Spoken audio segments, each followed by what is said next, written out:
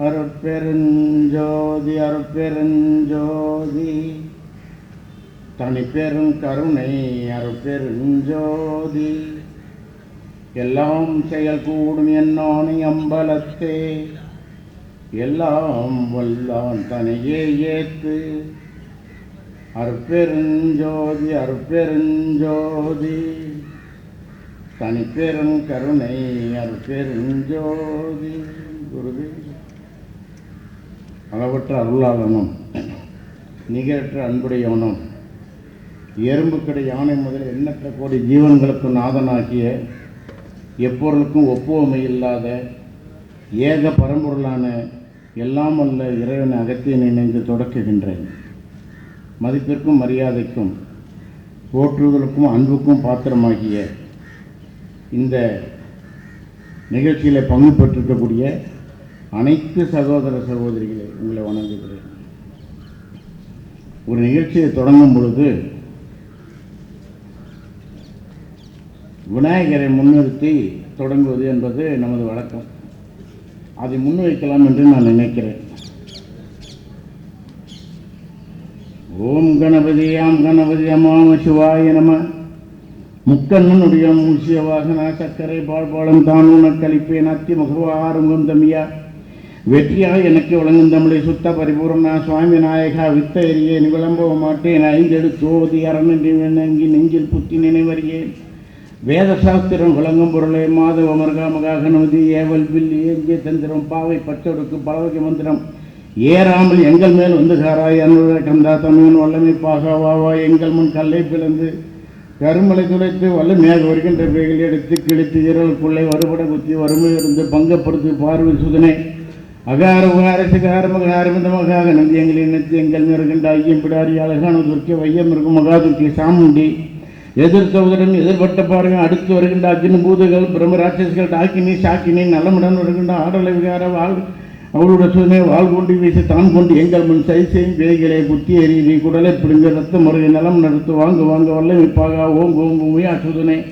அச்சுதமர்கா காட்சிப்பதியை கடிகே ஓம் சிவாய நம ஓம் கணபதிர்க ஆம் கணபதிர்க அஷ்ட கணபதிர்க ஸ்ரீ கணபதிர்க ஸ்ரீங்கார கணபதிர்க உச்சிஷ்ண கணபதிர்க சுவாமியான அனைத்து பொதுவாக எங்கள் முன் எதிராளியானவர்கள் வஞ்சனை மாற்றி பக்கத்திருந்திரு பார்த்திரு பாடல்களை ஓடி வருவாய் எங்கள் முன் வாவா சுவாக இப்போ எதிராளியானவர்கள் என்று நான் சொன்னது எங்களை போன்ற நாட்டுப்பற்றோடு நாட்டு நலனை மட்டும் கருதி கொண்டிருக்கக்கூடிய எங்களுக்கு எதிராக இருக்கக்கூடிய அத்தனை பேரையும் குறிக்கிறது தான் இந்த அகவல். இதை நானே எழுதினது. இது எல்லாருக்கும் தெரிவிக்கணுன்றதுக்காக இந்த நேரத்தை நான் பயன்படுத்தி கொண்டேன். அநேக ஜன்ம சம்பிராந்த கர்மபந்த விதாசினே ஞானநல பிரபாவேன தஸ்மை ஸ்ரீ சத்குருவே நம. சகோதர சகோதரிகளே, இந்த இடத்துல தலைமை தாங்கிறதுக்கு எனக்கு ஒரு பொறுப்பு கொடுத்தாங்க. எவ்வளோ வேலைகள் இருந்தாலும் இதில் தலைமை தாங்கிறதுன்றது நம்ம முதல்ல தகுதி தானான்னு பார்க்கணும்.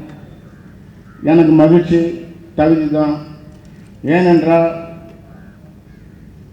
ஆஞ்சநேயருடைய நெஞ்ச புலந்தா உள்ளுக்கு ராமர் சீதை லட்சுமணன் இருப்பாங்களாம். எங்கள் அண்ணன் மோடி தலையை ஓப்பன் பண்ணிங்கன்னா உள்ள வெறும் இந்தியா தான் இருக்கும். அதில் வேற எதுவும் இருக்காது. அதில் பிஜேபி கூட இருக்காது. ஏன்னா அதில் இருக்கிறதெல்லாம் இந்தியா. உலகம் நம்மளை கேட்கணும், நம்மளை பார்க்கணும், நம்ம பேச்சை கேட்டு தான் நடக்கணும் அப்படின்ற எண்ணத்தில் இருக்கக்கூடிய ஒரு நாட்டு தலைவன் உண்டுன்னா இந்த இடத்துல பேசுகிற சரியா தப்பான்னு தெரியாது. எனக்கு தோணுது நான் பேசுகிறேன். அது மோடி ஒருத்தர் தான். ஏன்னு கேட்டிங்கன்னா அதுக்கு ஒரு உதாரணம். இங்கேருந்து 2 பேர் சண்டை போட்டுக்கிறான் வெளிநாட்டில். அவங்க பிரச்சனை அது. இங்கேருந்து ஒரு ஃபோன் அடிக்கிறாரு, 2 நாட்டுக்காரனுங்க ஃபோன் அடிக்கிறாரு. இதை விட உங்களுக்கு ஆதாரம் தேவையில்லை. 2 நாட்டுக்காரங்க ஃபோன் அடிக்கிறாரு, ஒரு நாளுக்கு போகிற நிறுத்துங்கடான்னு சர்தான்ஜின்னு நிறுத்திடுறான். இவர் பேச்சுக்கிட்டான் நிறுத்துறான். அவன் தான் தலைவன். அப்போ என்ன ஆச்சு? இவன் உலகத்துக்கே தலைவன் அர்த்தம். அப்படிப்பட்ட ஏன் இது காரணம் ஒன்று தான். உள்ளத்தில் இருக்கிறது வேறு எந்த விதமான விகல்பமான சிந்தனை எதுவுமே கிடையாது. உலகம் முழுக்க இந்தியாவை தான் ஃபாலோ பண்ணணும், இந்தியா தான் நம்ம வழி நடத்தணும் அப்படின்னு உலகம் நினைக்கணுங்கிற அளவுக்கு இந்த நாட்டை பண்படுத்த வேண்டுமே. ஆனால் அவர் மோடி ஒருத்தரால் தான் முடியும். நான் ஏன் இப்படி பேசுகிறேன்னு சொன்னால், என்னை வந்துட்டு பிஜேபிக்காரன் நினச்சிடாதீங்க, நான் எந்த அரசியலில் இருந்துட்டு ஓடி வந்துட்டேன். இந்த குதிகால பிடரில் படுற அளவுக்கு ஓடி வந்துட்டேன் அரசியலை விட்டுட்டு.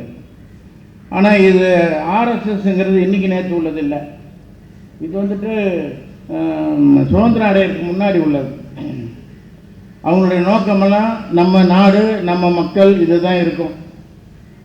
அந்த சிந்தனை எனக்கு முழுக்க 100 விழுக்காடு உண்டு. பள்ளிக்கூடத்தை படிக்கும்போதே நான் அப்படித்தான். அந்த அடிப்படையில் இருக்கக்கூடிய இந்த அமைப்புக்கு நான் பல ஊர்வலங்களில் நான் பார்த்துருக்கிறேன், அவ்வளோதான்.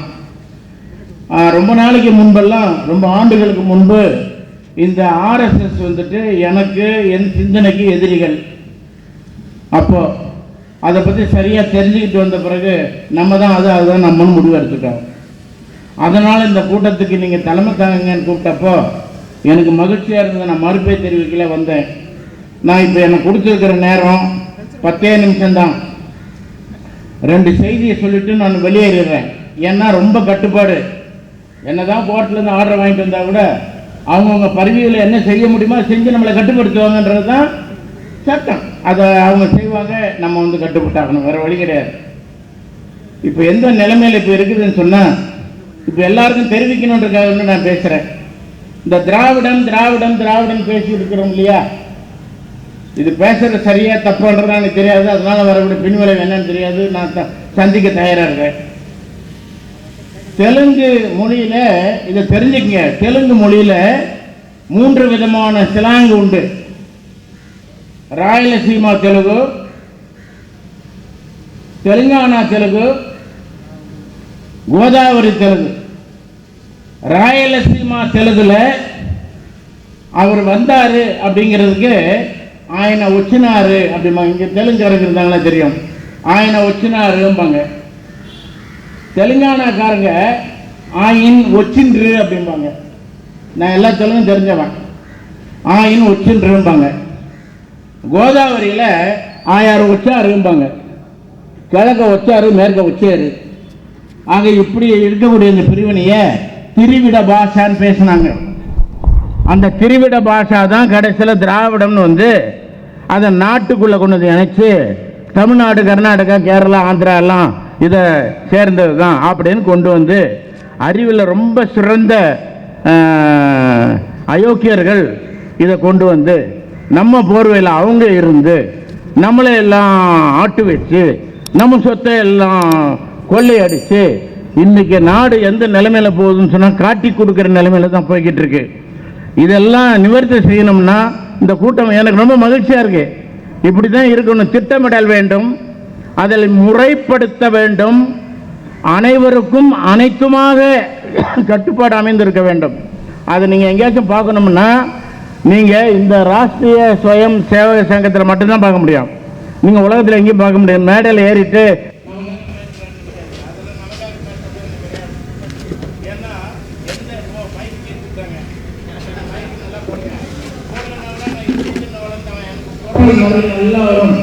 சகோதர சகோதரர் நேரம் வந்துச்சுன்னு கை காட்டிடுங்க. ஏன்னா நான் இந்த அரசியல்வாதிகள் சாமியார்களோட மோசமானவன். மைக்கிட்ட வந்தால் இருக்கிறவங்களாம் முட்டாலும் நான் மட்டும்தான் அறிவாளின்னு பேசுவேன். அதனால என்னை கட்டுப்படுத்திடணும், அவங்களுக்கு தான் தெரியும். சகோதர சகோதரர், இப்படி பல விஷயங்கள் நம்ம முன்னாடி பொய் சொல்லி வந்தவங்க தான் நம்ம ஆட்சியாளர்கள். 1 ரூபாய்க்கு 3 படி அரிசி போடுறேன்னு சொல்லிட்டு 1 படி அரிசி கூட போடாத போனவங்க. 1 ரூபாய்க்கு 3 படி அரிசி போடுவது எனது லட்சியம், எங்களது லட்சியம். 1 ரூபாய்க்கு 1 படியாவது போடுவது என்பது நிச்சயம் அப்படின்னு சொல்லிட்டு போடல.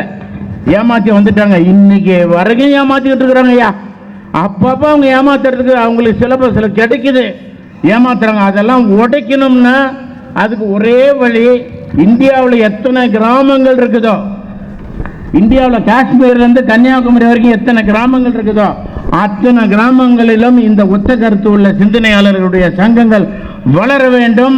நாம் அதை பெருக்க வேண்டும். ஒவ்வொருத்தரும் நீங்கள் மனசுக்குள்ள வச்சு நீங்கள் அதை வைராக்கியமாக எடுத்து செயல்படுத்தி பாருங்க. நமக்கு வெற்றி நிச்சயம் என்று கூறி இந்த பேரணியில் கலந்து கொள்வதற்காகவும் தலைமை தாங்குவதற்காகவும் பொறுப்பு தந்த இந்த அமைப்பை சார்ந்தவர்களுக்கு நான் நன்றி தெரிவித்து, அமர்ந்திருக்கக்கூடிய அமைதியாக இருந்து நான் பேசுவதை எல்லாம் கேட்டுக்கொண்டிருந்த உங்கள் அனைவருக்கும் நான் நன்றி தெரிவித்து, இப்படிப்பட்ட சூழலை ஏற்படுத்தி தந்த இறைவனுக்கு நன்றி சொல்லி நான் விடைபெறுகிறேன். நிறைய மீட்டிங்கில் இனிமேல் பேசுவேன். அப்படி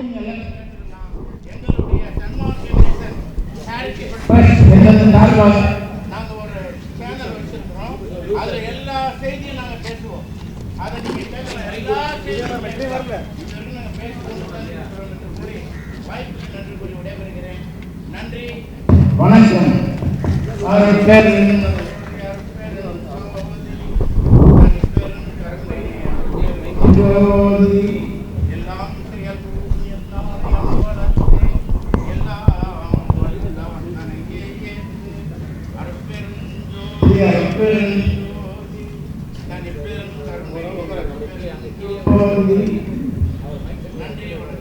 நமது அணிவகுப்பு ஊர்வலகத்தில் தலைமை தாங்கவும் சிறப்புரையாற்றவும் முன்னிலை வைக்க வந்திருக்கும் பெரியவர்கள் கொடியை செய்து நமது அணிவகுப்பு ஊர்வலத்தை துவங்கி வைப்பார்கள்.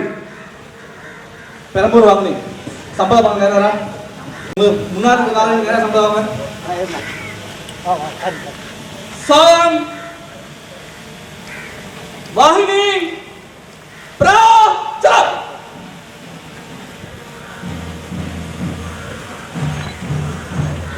ராஷ்டிரிய சுயம் சேவா சங்கத்தின் அணிவகுப்பு ஊர்வலம் ஆரம்பமாகிறது.